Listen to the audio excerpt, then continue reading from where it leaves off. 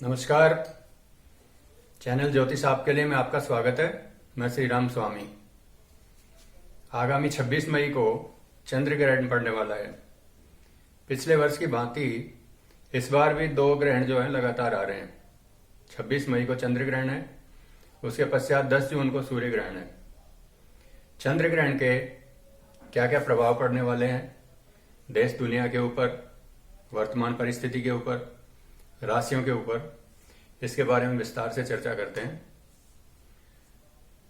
चंद्र ग्रहण जो है उत्तर पूर्व में, बिहार के कुछ भाग में, बंगाल के कुछ भाग में, उड़ीसा के कुछ भाग में दृश्यमान रहेगा। राजस्थान में, दिल्ली में, उत्तर भारत में यह दृश्यमान नहीं रहेगा। इसलिए ग्रहण जहां दृश्यमान होता है वहीं इसका प्रभाव ज्यादा होता है। अन्य स्थान पे जहां पर यह दिखता नहीं है वहां किसी भी प्रकार की सूतक आदि मानने की परंपरा नहीं है, व्यवस्था नहीं है। ग्रहण का जो स्पर्श है वो 3:18 पर दिन में होगा। ग्रहण का जो मध्य भाग है वो सायंकाल 4:52 पे होगा और ग्रहण का जो मोक्ष है वो 6:27 पर सायंकाल होगा। यह जो चंद्र ग्रहण है ये ग्रस्तोदय है, यानी ग्रहण की अवस्था में ही ये उदय होगा। अब इसके क्या प्रभाव पड़ेंगे इसके बारे में विस्तार से चर्चा करते हैं। हमारे देश के सामने दूसरे देशों से जो संबंध है उनके संबंध में कोई ना कोई विकट प्रश्न उपस्थित होगा। परदेश जो हैं, दूसरे जो देश हैं, उनके आपसी झगड़े में हमारे देश को नुकसान होगा। यानी बाहर के कोई 2 देश हों, उनमें आपस में कुछ लड़ाई हो, झगड़ा हो, कोई प्रतिस्पर्धा हो और उसकी वजह से हमें नुकसान हो, इस तरह की स्थिति रहेगी। अधिकारी वर्ग के लिए समय जो है संकटपूर्ण रहेगा, उनकी स्थिति काफी खराब रहेगी, उनके लिए संकटपूर्ण रहेगा। राष्ट्र के सम्मान में थोड़ी कमी आएगी। हमारे राष्ट्र के सम्मान में जो लगातार बढ़ोतरी हो रही है उसमें थोड़ी कमी देखने को मिलेगी। सरकार पर उनके ही सहयोगी प्रश्न खड़ा करेंगे, किसी प्रकार के आक्षेप लगाएंगे और इस ग्रहण के प्रभाव से आने वाले समय में तलाक के मामले बहुत बढ़ेंगे। पति पत्नी के आपस में झगड़े ज्यादा बढ़ेंगे, तलाक के मामले बहुत ज्यादा बढ़ेंगे। ज्वर और छूत की बीमारी ये ज्यादा बढ़ेगी। अभी चल ही रहा है, कोरोना काल चल रहा है, ज्वर भी बढ़ेगा और छूत की बीमारी भी बढ़ेगी। कहीं कहीं पर उपद्रव भी होंगे और राजद्रोह के मामले भी होंगे। इस समय में साधारण लोगों का अधिक मरण होगा। जनसाधारण है, निम्न वर्ग के जो लोग हैं उनका अधिक मरण होगा। मछलियों में किसी प्रकार की बीमारी आ सकती है, उनकी हानि हो सकती है, उनकी सामूहिक रूप से मृत्यु हो सकती है।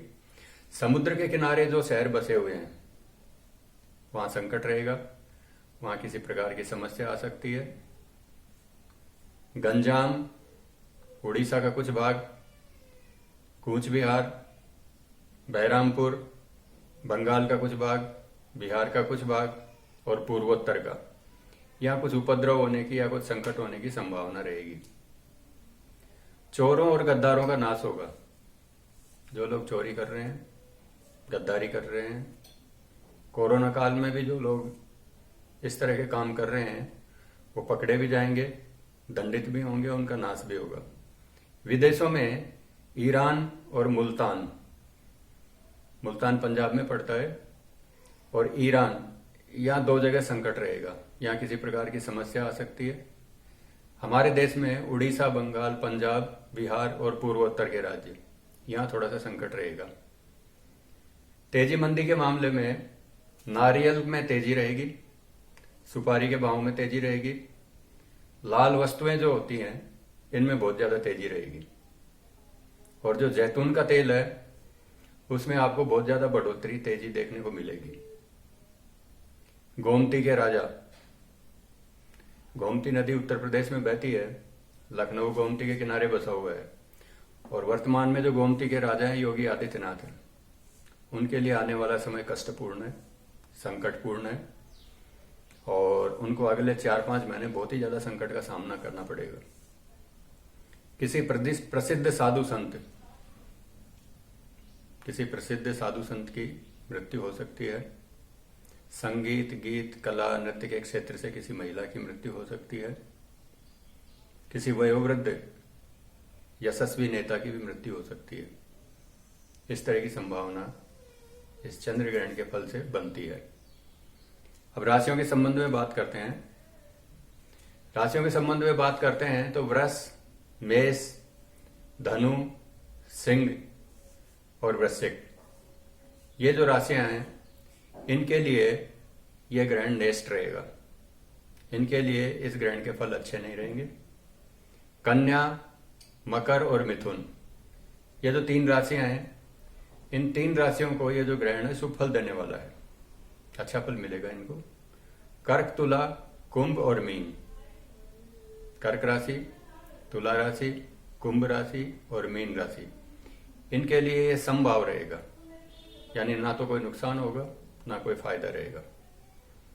ग्रहण के संबंध में एक बात और बता दूं कि जब 2 ग्रहण लगातार आते हैं, जैसे 2020 में भी आए थे, 2 ग्रहण जब लगातार आते हैं तो कुछ ना कुछ संकट पैदा करते हैं। और चंद्र ग्रहण खास तौर से वातावरण में, वायुमंडल पे इनके ऊपर ज्यादा प्रभाव डालता है। तो चंद्र ग्रहण के आसपास में भूकंप आने की संभावना ज्यादा रहती है।